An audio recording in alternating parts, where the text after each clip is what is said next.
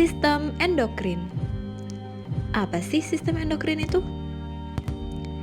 Sebelum menjawab, yuk kita perhatikan kedua gambar ilustrasi yang ada pada layar. Oke, kita fokus ke dua buah gambar berwarna kuning.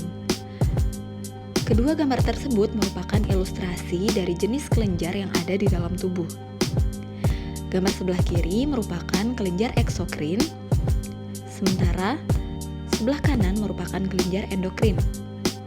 Kelenjar eksokrin merupakan kelenjar yang menghasilkan zat non-hormonal dan memiliki duktus atau saluran yang membawa zat-zat ini ke permukaan internal maupun eksternal dari membran, seperti keringat atau saliva. Adapun gambar ilustrasi sebelah kanan yang merupakan kelenjar endokrin. Nah, kelenjar endokrin inilah yang akan menjadi pokok bahasan kita pada kesempatan kali ini. Sistem endokrin merupakan unit fisiologis fungsional yang terdiri dari jaringan kelenjar tanpa saluran di dalam tubuh manusia, berperan dalam sekresi agen pembawa pesan kimiawi atau yang lebih familiar disebut dengan hormon. Hormon dibawa oleh sirkulasi darah menuju ke tujuan sasaran, yaitu berbagai organ dan jaringan atau sel. Singkatnya, sistem endokrin berfungsi untuk mengatur proses metabolik melalui sekresi hormon di dalam tubuh. Kelenjar yang mengeluarkan hormon ini disebut endokrin, yang secara harfiah berarti mengeluarkan, merujuk pada prosedur kerja dari kelenjar ini. Cabang ilmu yang berhubungan dengan sistem endokrin disebut endokrinologi. Sistem endokrin bekerja sama dengan sistem saraf dan kekebalan tubuh. Tepatnya dalam mengatur dan mempertahankan homeostasis dengan mengontrol kelenjar endokrin utama melalui hipotalamus otak. Hormon bekerja sebagai reseptor spesifik yang diekspresikan menuju target tujuan untuk menginduksi jalur pensinyalan yang terlibat pada fungsi penting biologis, baik itu berupa aktivitas sehari-hari seperti tidur, makan, atau minum, maupun fungsi dalam aktivitas jangka waktu yang lama seperti reproduksi, pertumbuhan, penuaan, kekebalan, dan lain-lain. Adanya ketidakseimbangan dari hormon akan menyebabkan berbagai gangguan di dalam tubuh. Di antaranya, adanya penyakit gondok atau kekurangan insulin. Secara umum, sistem endokrin terdiri dari 3 bagian: bagian otak, bagian kelenjar pituitari, dan kelenjar endokrin target. Kelenjar endokrin dapat diklasifikasikan sebagai kelenjar sentral dan periferal. Kelenjar endokrin sentral adalah kelompok kelenjar yang terletak di dalam tengkorak, yaitu hipotalamus, hipofisis, dan kelenjar pineal. Adapun kelompok kelenjar lain yang berada di luar tengkorak disebut kelenjar perifer, seperti tiroid, paratiroid, timus, pankreas, adrenal, ovarium, dan testis. Oke, langsung saja kita simak penjelasan kelenjar-kelenjar endokrin pada tubuh manusia beserta pembahasan hormon yang dihasilkan. Kelenjar hipofisis dan hipotalamus. Hipotalamus terletak di bawah cerebrum, berperan dalam mengatur pertumbuhan dan perkembangan manusia. Bersama dengan hipotalamus, kelenjar hipofisis berperan dalam pengaturan setiap sistem tubuh. Hipofisis dikenal dengan master of gland karena mampu menghasilkan hormon-hormon yang mengatur kegiatan kelenjar lainnya. Berikut ini merupakan hormon-hormon yang dihasilkan oleh hipotalamus. Yang pertama ada growth hormone releasing hormone atau GHRH yang berfungsi untuk meningkatkan sekresi hormon pertumbuhan. Berseberangan dengan itu ada GHIH atau somatostatin yang berfungsi untuk menurunkan sekresi hormon pertumbuhan. Kemudian ada TRH yang berfungsi dalam peningkatan sekresi hormon TSH. Selanjutnya ada GnRH atau gonadotropin releasing hormone yang berperan dalam peningkatan sekresi hormon LH dan FSH. Kemudian ada kortikotropin releasing hormone yang berperan dalam peningkatan sekresi hormon adrenokortikotropik. Kemudian ada PIH sebagai penurun sekresi prolaktin dan PRH sebagai peningkatan sekresi prolaktin. Sementara kelenjar hipofisis menghasilkan dua jenis hormon. Ada hormon hipofisis posterior atau yang dikenal dengan neurohipofisis dan adenohipofisis atau hipofisis anterior. Hormon hipofisis anterior antara lain ada hormon pertumbuhan atau growth hormone yang berfungsi untuk meningkatkan pertumbuhan jaringan, meningkatkan asam amino dan sintesis protein, meningkatkan pemecahan lipid dan pelepasan asam lemak dari sel, meningkatkan sintesis glikogen dan kadar gula darah, dan serta meningkatkan produksi somatomedin. Ada hormon TSH atau thyroid stimulating hormone sebagai agen peningkatan sekresi hormon tiroid. Kemudian ada ACTH yang berperan dalam peningkatan sekresi hormon glukokortid. Ada hormon lipotropin sebagai peningkat pemecahan lipid. Ada endorfin, analgetik di otak yang menghambat sekresi hormon yang dilepaskan oleh gonadotropin. Kemudian ada FSH yang berperan dalam sistem reproduksi, begitu juga dengan LH. Kemudian ada melanocyte stimulating hormone atau MSH yang berperan sebagai peningkat produksi melanin di melanosit untuk membuat warna kulit menjadi lebih gelap. Kemudian terakhir ada prolaktin yang berfungsi untuk produksi ASI pada wanita menyusui serta meningkatkan respon folikel terhadap LH dan FSH. Adapun untuk hormon-hormon hipofisis posterior atau neurohipofisis terdiri dari hormon oksitosin dan vasopresin yang mana keduanya mengatur regulasi status hemodinamik tubuh. Nah, hormon oksitosin ini juga terlibat dalam induksi pengiriman dan pengeluaran ASI pada wanita serta meningkatkan kontraksi uterus. Hormon hipofisis posterior juga menghasilkan hormon lain selain dua hormon utama tadi, yaitu hormon antidiuretik atau ADH. ADH merupakan agen untuk meningkatkan proses reabsorpsi air pada ginjal. Selanjutnya ada kelenjar pineal. Kelenjar pineal merupakan kelompok kelenjar yang berada di dalam tengkorak otak. Kelenjar pineal di dalamnya ditemukan pinealosit yang mana berperan untuk sekresi hormon melatonin yang membantu regulasi ritme sirkadian tubuh, yaitu pengaturan waktu tidur dan waktu terjaga. Ini disesuaikan dengan situasi jam biologis yang terletak di intrasuprasiasmatik atau SCN dari hipotalamus. Selain itu, hormon melatonin juga diyakini terlibat dalam perkembangan seksual dan fungsi reproduksi, termoregulasi, metabolisme sel, serta fungsi imun.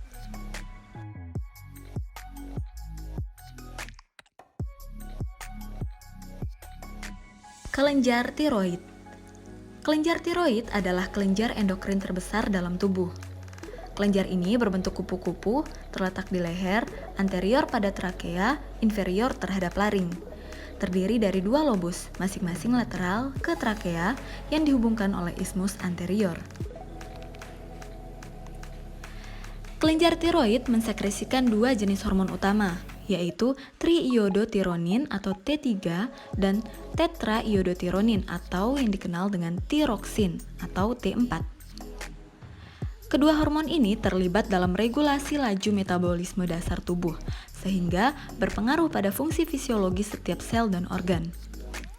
Sekresi hormon tiroid dikendalikan oleh TRH atau thyrotropic releasing hormone dari hipotalamus dan thyroid stimulating hormone atau TSH dari hipofisis anterior. Hormon tiroid mempengaruhi hampir setiap sel dalam tubuh, kecuali otak orang dewasa, ginjal, testis, uterus, dan kelenjar tiroid. Kedua hormon ini berperan penting dalam mempertahankan tekanan darah dengan cara menstimulasi peningkatan jumlah reseptor di dinding pembuluh darah. Selain dua jenis hormon utama ini, terdapat kalsitonin yang merupakan hormon polipeptida yang disekresikan oleh sel si tiroid atau parafolikular. Kalsitonin berperan dalam penurunan kalsium darah dan peningkatan level fosfat darah dengan menekan aktivitas osteoklas di tulang, serta peningkatan jumlah kalsium yang diekskresikan dalam urin. Kelenjar paratiroid. Kelenjar ini merupakan kelenjar kecil dengan massa sekitar 50 mg. Terdapat dua di setiap sisi yang secara normal ditemukan di bagian posterior lobus kelenjar tiroid. Kelenjar paratiroid mengeluarkan hormon paratiroid atau hormon PTH yang mengontrol homeostasis kalsium dan fosfat dalam tubuh. Pengaruh PTH berkebalikan dari hormon kalsitonin yang dikenal sebagai hormon antagonis, yaitu meningkatkan ekskresi monohidrogen fosfat ke dalam urin yang bertujuan untuk mempertahankan kadar kalsium darah dalam batas normal. Tak hanya itu, hormon paratiroid juga berperan untuk memperlambat ekskresi kalsium dan magnesium dari darah ke dalam urin pada ginjal. Kelenjar timus. Kelenjar ini merupakan kelenjar dengan lobus ganda yang terletak di bagian anterior atas dada, tepat di belakang tulang dada. Kelenjar timus memiliki zona luar yang disebut dengan korteks dan zona dalam yang disebut dengan medula. Fungsi kelenjar timus menghasilkan hormon seperti timosin, timulin, dan timopoietin yang bertindak untuk mendorong pematangan sel T sebelum mereka keluar ke dalam darah.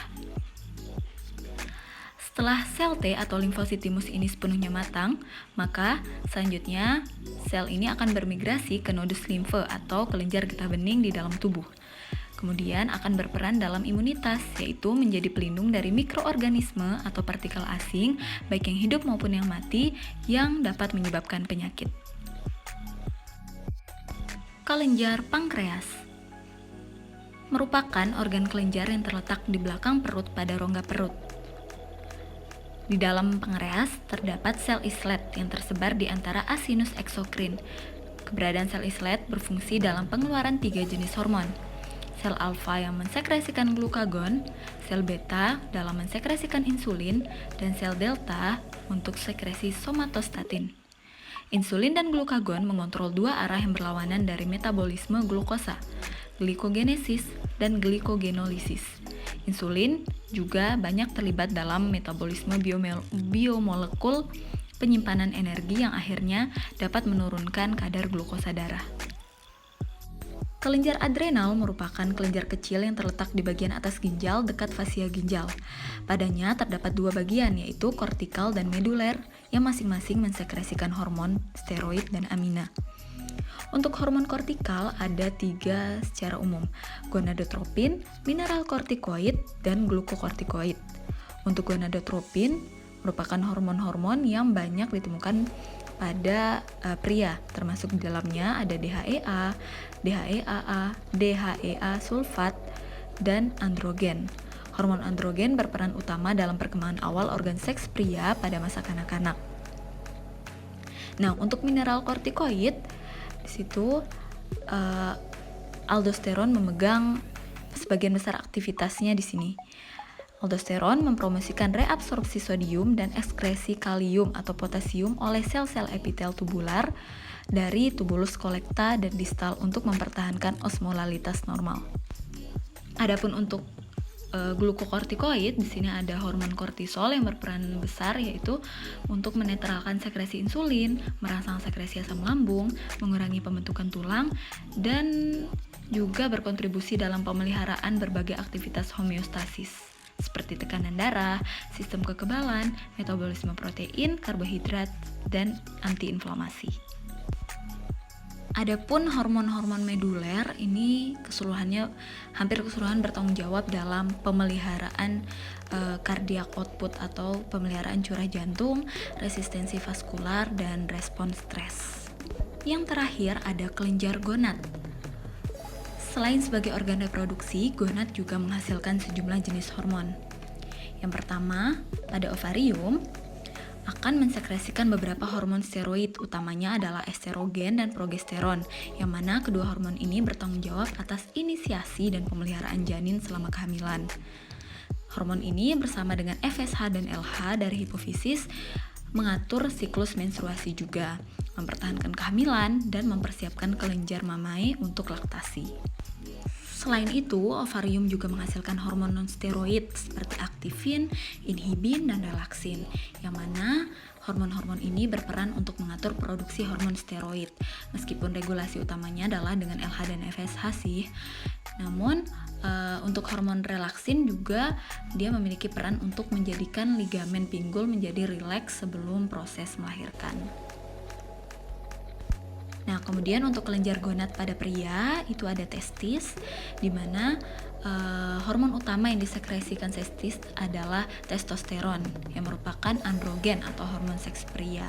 Nah, testosteron ini nanti akan bekerja untuk merangsang testis sebelum pematangan sperma, kemudian mengatur produksi sperma, merangsang perkembangan dan pemeliharaan karakteristik seks sekunder pria seperti pertumbuhan jenggot, kemudian serta perilaku seksual pria lainnya. Selain itu, testis juga memproduksi hormon inhibin yang berfungsi sebagai penghambat sekresi. Kemudian di sini ada kelainan atau penyakit yang biasa menyerang sistem endokrin.